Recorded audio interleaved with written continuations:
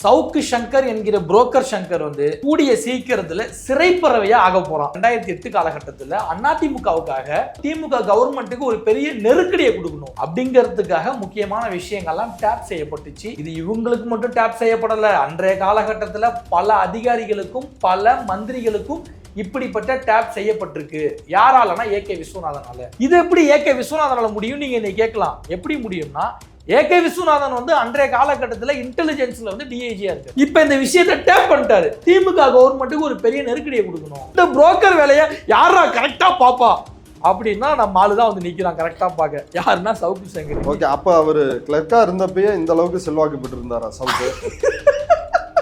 Brother, மொல்ல மாதிரி தனம் முடிச்சு வைக்கத்தனம் பண்றதுக்குலாம் செல்வாக்கு தேவையா பிரதர்? மானம் ரோசம் கூச்சம் இதெல்லாம் விற்கிறதுக்கு எவன் தயாரா இருக்கானோ இப்படிப்பட்ட வேலையை பண்ணலாம். இப்படிப்பட்ட விஷயம்லாம் சவுக்கு சங்கருக்கு இருக்கான்னு உங்களுக்கே தெரியும், மக்களுக்கும் தெரியும். அவன் பெண்ணான வேலை பண்ணிக்கிட்டு இருக்காங்க. சவுக்கு சங்கர் வந்து ஏகேவியை வந்து கண்டினியூஸா மிரட்டிய காரணத்தினால் ஏகே விஸ்வநாதன் எப்படி இவருடைய லேப்ல இருந்து தான் அந்த ஆடியோவை சவுக்கு சங்கர் திருடி வித்தாங்கிறதான் கேஸ். ஆனா அந்த விஜயராஜன் கோர்ட்ல என்ன சொல்றாருன்னா, அது வாய்ப்பே இல்லைங்க, அது என் லேப்டாப்ல இருந்து போகிறதுக்கு வாய்ப்பே இல்லைங்க, என்னுடைய ஆப்சென்ட்ல கூட அந்த ரெக்கார்டு அங்கிருந்து போக வாய்ப்பு இல்லைங்க, அப்படி நடக்கிறதுக்கான சாத்தியமே இல்லைங்க அப்படின்னு விஜயராஜன் வந்து பிறர் சாட்சியாக மாறி இந்த கேஸினுடைய தன்மையை வேற பக்கம் திருப்பி விட்டுறாரு. ஏகேவி வந்து ஒரு பெரிய கேம் ஆடி. கேஸ் கட்டு கிடைச்சாதானே வழக்குல விசாரிக்க முடியும், வழக்கு நடக்க முடியும்.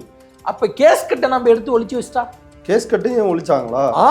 அது போல இந்த 5-6 வருஷம் 7 வருஷம் இவனுக்கு வந்து இப்ப என்னதான் நம்ம இந்த கேஸை தப்பிச்சிடலாம்னு சொல்லிட்டு ஒழிச்சு வச்சாலும் இன்னைக்கு அந்த கேஸ் கட்டை வந்து கண்டுபிடிச்சிட்டாங்க, தூசி தடி தூக்கிட்டாங்க. இந்த சவுக்கு சங்கர் வந்து இபிஎஸ் கிட்ட போய் சேர்த்து விட்டதே யாருன்னா நம்ம ஏகே விஸ்வநாதன் தான். யாரு மூலியமா? எஸ்பி வேலுமணி மூலியமா. இப்ப எஸ்பி வேலுமணி மூலியமா ஏகே விஸ்வநாதனும் சவுக்கு இபிஎஸ் சொல்றாங்க என்னன்னா, எலெக்ஷன் நேரத்துல நான் தான் எலெக்ஷன் டிஜி ஆக போறேன், இப்போ உங்களுக்கு ஃபேவரா நம்ம பண்ணிக்கலாம், என்னன்னா செய்யணுமோ செஞ்சுக்கலாம் அப்படின்னு சொல்லி இப்ப இருக்கக்கூடிய உளவுத்துறை இப்படிப்பட்டவங்க நீங்க போய் டிஜி ஆக போறீங்க, ஸ்டேட் விளங்குமா அப்படிங்கிற கணக்குல உளவுத்துறை என்ன செய்யணுமோ அதை செஞ்சு ஒரு ஃபைலாவே அமைச்சிட்ட ஒரு டீடைல்டு ரிப்போர்ட்டா ஃபைலா போட்டு சிஎம்க்கு ஏகே விஸ்வநாதனும் சவுக்கு சங்கரும் அடிச்ச லூட்டிகள் இவங்க பண்ணின அக்கிரமங்கள் எல்லாம் ஃபைலா போட்டு சிஎம்க்கு அமைச்சிட்டாங்க.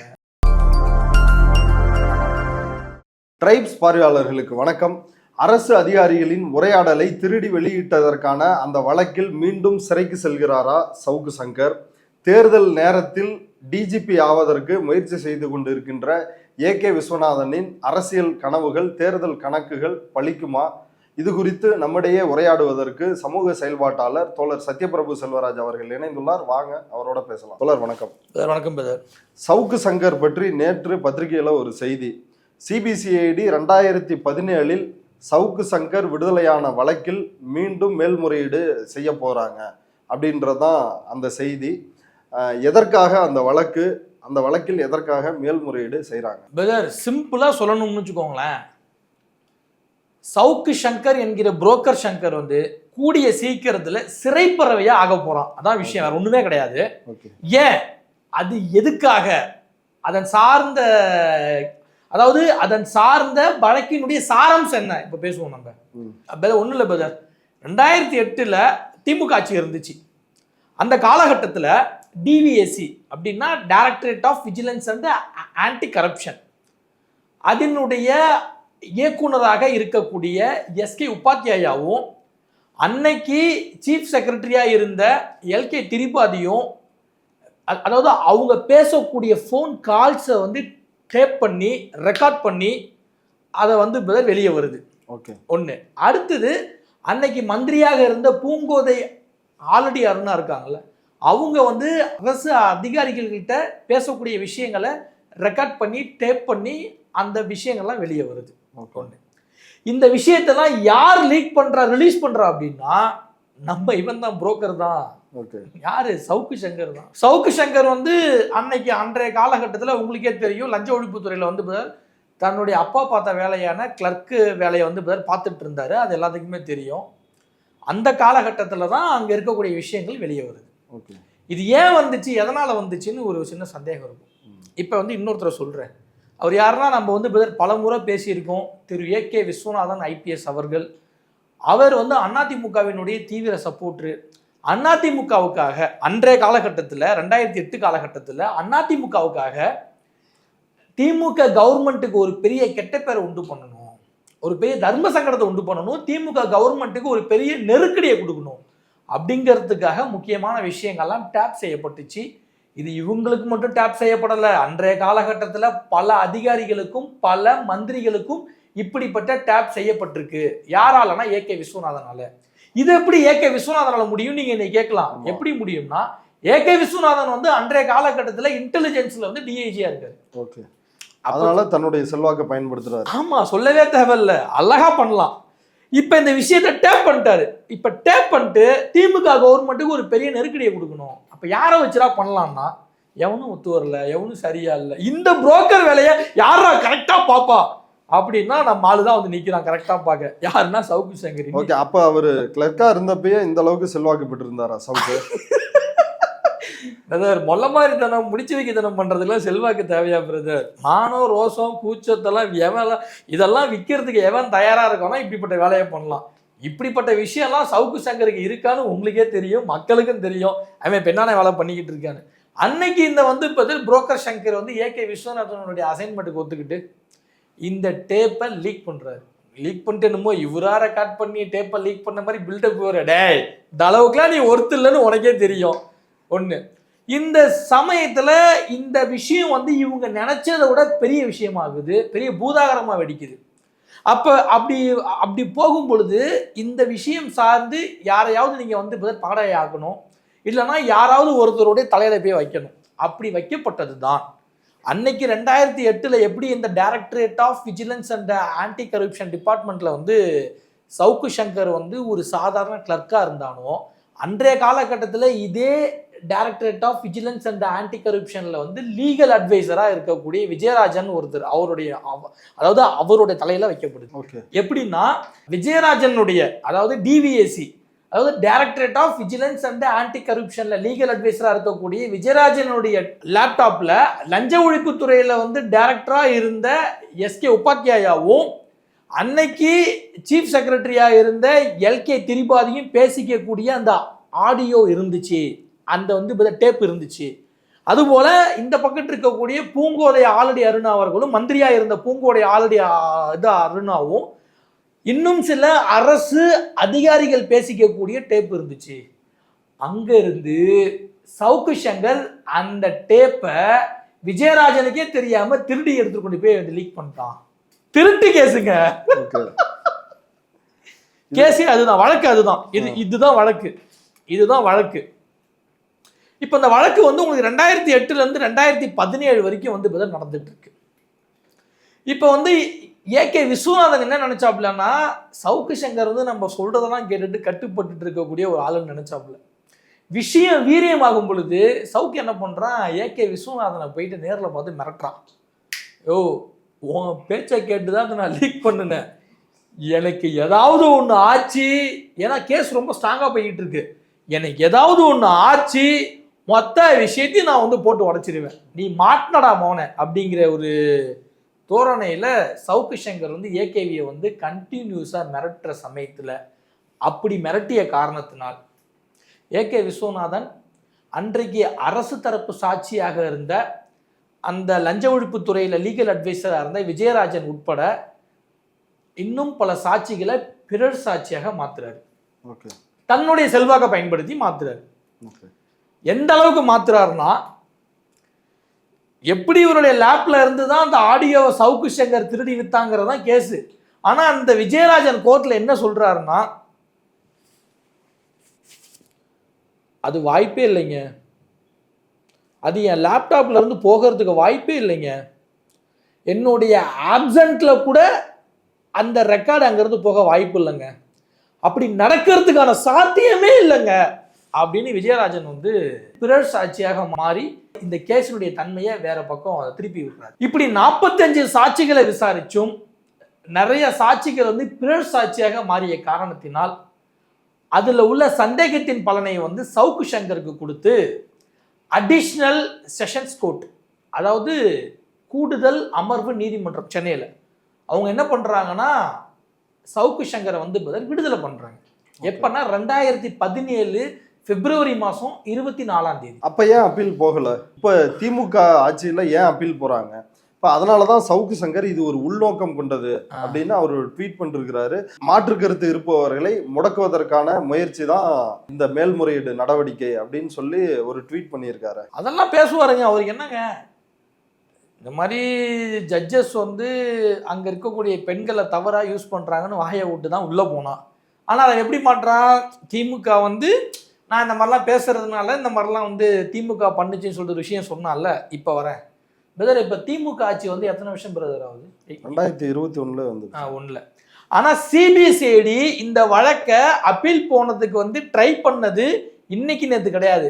என்னைக்கு 2017 பிப்ரவரி மாதம் 24 அடிஷனல் செஷன்ஸ் கோர்ட்ல இந்த கேஸ்ல சவுக்கு சங்கரை விடுதலை பண்றாங்களோ அதுல இருந்து 2-3 மாசம் கழிச்சு அதே 2017 ஜூன் மாசத்துல இருந்து இவங்க வந்து அப்பீல் போறாங்க.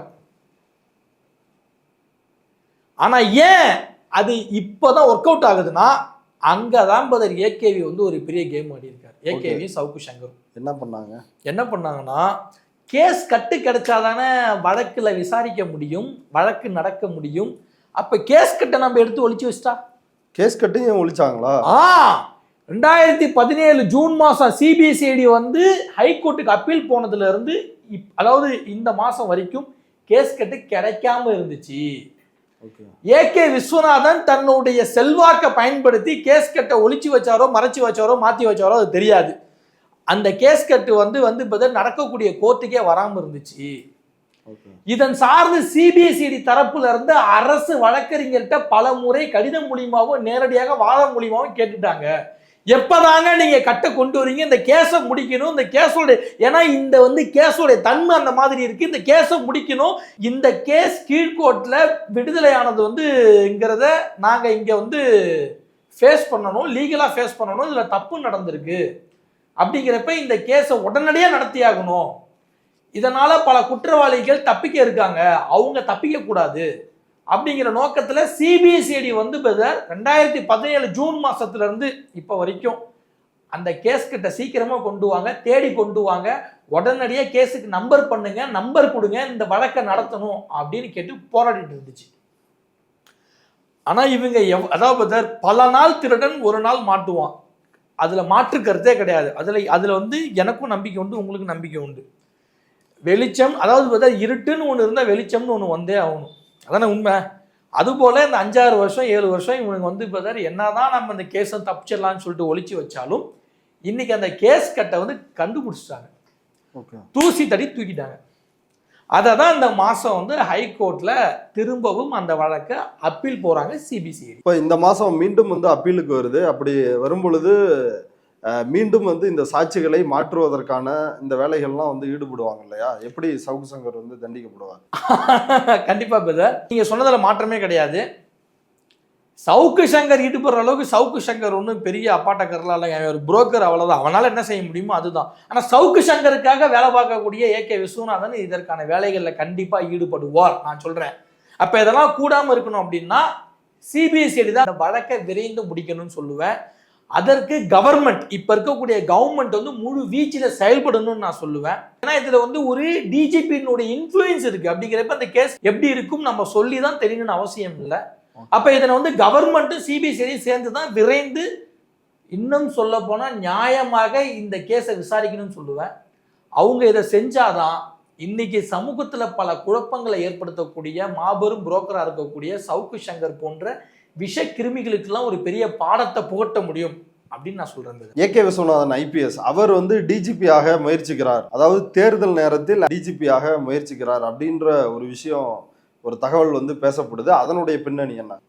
ஆமாம் பதர், என்னன்னா இந்த எலெக்ஷன் நேரத்துல டிஜிபியா ஒருத்தரை வந்து பதர் போடுறது வழக்கம், அதாவது இன்னொருத்தரை டிஜிபியா வச்சு செயல்படுறது வழக்கம், அதை மாற்று கருத்து இல்லை. ஏகே விஸ்வநாதன் வந்து இதுக்கு முன்னாடி நம்ம ஸ்டேட்டுக்கு டிஜிபியாக வரணும்னு சொல்லிட்டு சென்ட்ரல் கவர்மெண்ட்டில் இருக்கக்கூடிய இன்ஃப்ளூயன்ஸை வச்சு யூஸ் பண்ணி அதெல்லாம் பழிக்காமல் போகிறது ஒரு பக்கம் இருந்தாலும், சரி இப்போ இந்த எலெக்ஷன் நேரத்துலையாவது நம்ம வருவோமே, டிஜிபியாக வந்து உட்காருவோமே, இப்படி 2 விஷயம் பண்ணுவோமே அப்படின்னு நினைச்சாரு. அது மட்டும் கிடையாது, அதுக்காக அட்வான்ஸும் வாங்கியிருக்காங்க. யாருக்கிட்ட? இபிஎஸ் கிட்ட தான். ஓகே, என்ன அசைன்மெண்ட்டுக்காக? பாவங்க, பாஜகவும் ஒரு பக்கம் பணம் போட்டு பிடிக்கிருச்சு, எல்லா பேரும் பணம் போட்டால் இபிஎஸ் எங்கே தாங்க போவார்? தலைவன் பாவங்க அவர். என்னை கேட்டால் உண்மையிலே பாவமே. நான் இழிச்சவாயா இருந்தால் ஓரளவுக்கு தாங்க வச்சு செய்யணும். என்னாச்சுன்னா இந்த சவுக்கு சங்கர் வந்து இபிஎஸ் கிட்ட போய் சேர்த்து விட்டதே யாருன்னா நம்ம ஏகே விஸ்வநாதன் தான். யார் மூலியமா? எஸ்பி வேலுமணி மூலியமா. இப்போ எஸ்பி வேலுமணி மூலியமா ஏகே விஸ்வநாதனும் சவுக்கு இபிஎஸ் சொல்றாங்க என்னன்னா, எலெக்ஷன் நேரத்தில் நான் தான் எலெக்ஷன் டிஜே ஆக போறேன், இப்போ உங்களுக்கு ஃபேவரா நம்ம பண்ணிக்கலாம், என்னென்ன செய்யணுமோ செஞ்சுக்கலாம் அப்படின்னு சொல்லி இபிஎஸ் கிட்ட அட்வான்ஸாக ஒரு அமௌண்ட் வாங்கிட்டாங்க. அட் சேம் சைடு இங்கே என்ன ஆயிடுச்சு அப்படின்னா, இந்த இந்த கேஸ் இருக்கு இல்லைங்களா, இந்த வந்து 2008 நடந்த வழக்கு இருக்கு இல்லைங்களா, அந்த வழக்கு இப்போ தூசி தட்டி எடுத்தாச்சு. இது இப்போ கன்ஃபார்மாக அப்பீல் போகுது. இது வந்து ஏகே விஸ்வநாதனுக்கு ஒரு பெரிய டிராபேக்கு. ஓகே, இந்த விஷயத்தெல்லாம் ஒரு முழு ஃபைலாக போட்டு, அதாவது இப்போ நம்ம பேசின இந்த எல்லா விஷயத்தையும் ஒரு முழு ஃபைலாக போட்டு இப்போ இருக்கக்கூடிய உளவுத்துறை சிஎம்க்கு அமிச்சிட்டாங்க. சிஎம்க்கு அமிச்சாச்சு. இப்படிப்பட்டவனையா நீங்கள் போய் டிஜி ஆக போறீங்க, ஸ்டேட் விளங்குமா அப்படிங்கிற கணக்கில் உளவுத்துறை என்ன செய்யணுமோ அதை செஞ்சு ஒரு ஃபைலாகவே அமிச்சிட்டோம். ஒரு டீட்டெயில்டு ரிப்போர்ட்டாக ஃபைலாக போட்டு சிஎம்க்கு ஏகே விஸ்வநாதனும் சவுக்கு சங்கரும் அடித்த லூட்டிகள், இவங்க பண்ணின அக்கிரமங்கள் எல்லாம் ஃபைலாக போட்டு சிஎம்க்கு அமிச்சிட்டாங்க. அதாவது இருந்தாலும் ஏகே விஸ்வநாதன் கிட்ட வந்து எஸ்பி வேலுமணி வந்து என்னயா இந்த மாதிரிலாம் பிரச்சனை இருக்குது, நீ எப்படியா டிஜி ஆகுன்னு கேட்கறதுக்கு, ஏன் சாதியை சேர்ந்த வக்கீல் ஒருத்தர் இருக்காருங்க, அவர் மூலியமாக பேசி முடிச்சிட்டாங்க, நான் தான் எலெக்ஷன் டிஜி இன்னமும் சொல்லி ஏமாத்திட்டு இருக்காங்க. இப்போ எஸ்பி வேலுமணி வந்து இருதலை கொல்லியா 2 பக்கமும் நின்றுகிட்டு இருக்காரு. இந்த பக்கத்து இருக்கக்கூடிய எடப்பாடி பழனிசாமி வந்து இலவு காத்த கிளியா உட்கார்ந்துருக்காரு. இன்னும் சொல்ல போனா காசுக்காக, பணத்துக்காக மனம் தளராமல் எவ்வித முயற்சிகளை எடுக்கவும் தயங்காத ஏகே விஸ்வநாதன் இப்போ வரைக்கும் நான் வந்து எலெக்ஷன் டிஜி ஆயிடுவேன்னு சொல்லி ஏமாத்தி அல்வா கொடுத்துட்டு இருக்காரு சவுக்கு சங்கர் கூட. இதெல்லாம் 2008 அதிமுகவுக்காக திமுக கவர்மெண்ட்டுக்கு நெருக்கடி கொடுக்கறதுக்கான வேலைகளை ஏகே விஸ்வநாதன் செஞ்சதுக்காக தான் 2011 பிறகு அதிமுக ஆட்சி வந்ததுக்கு அப்புறமேட்டுக்கு கோயம்புத்தூர் கமிஷனர் ஆகுறாரு, சென்னை சிட்டிக்கு போலீஸ் கமிஷனர் ஆகுறாரு. இதெல்லாம் பணம் அதிகமாக கொட்டக்கூடிய இடங்கள் அப்படின்னு சொல்ல வர. அது வரைக்கும் சில 100 கோடிகளில் இருந்த ஏகே விஸ்வநாதனுடைய சொத்து மதிப்பு அதன் பிறகு பல ஆயிரம் கோடிகளில் வளர்ந்துருச்சு. அதன் சம்பந்தமாகவும் நாம் பேசியிருக்கோம் அப்படின்னு சொல்ல வரேன். இதெல்லாம் கவனத்தில் எடுத்துட்டு இந்த வழக்கை ரொம்ப நியாயமான முறையில், நேர்மையான முறையில் இப்போ இருக்கக்கூடிய சிபிசிஐடியும் இப்போ இருக்கக்கூடிய தமிழக அரசாங்கமும் நடத்தி இப்படிப்பட்ட புரோக்கர்களுக்கு நியாயமான தண்டனையை வாங்கி தரணும்னு நான் சொல்கிறேன். இப்படி வந்து புரோக்கர்களுக்கெல்லாம் ஹெட்டாக இருக்கக்கூடிய ஏகே விஸ்வநாதன் வந்து தேர்தல் நேரத்தில் டிஜியா வந்தா இங்கே பணம் எப்படி விளையாடும், இங்கே என்னென்ன கோல்மால்கள்லாம் நடக்கும் அப்படிங்கிறத உணர்ந்து சிஎம் அவர்கள் ரொம்ப தெளிவாக செயல்படணும் அப்படின்னு நான் சொல்கிறேன். ஓகே, இவ்வளவு நேரம் எங்களுடைய பார்வையாளர்களுக்காக நேரத்தை ஒதுக்கி கருத்துக்களை பகிர்ந்துட்டதுக்கு மிக்க நன்றி. Thank you brother.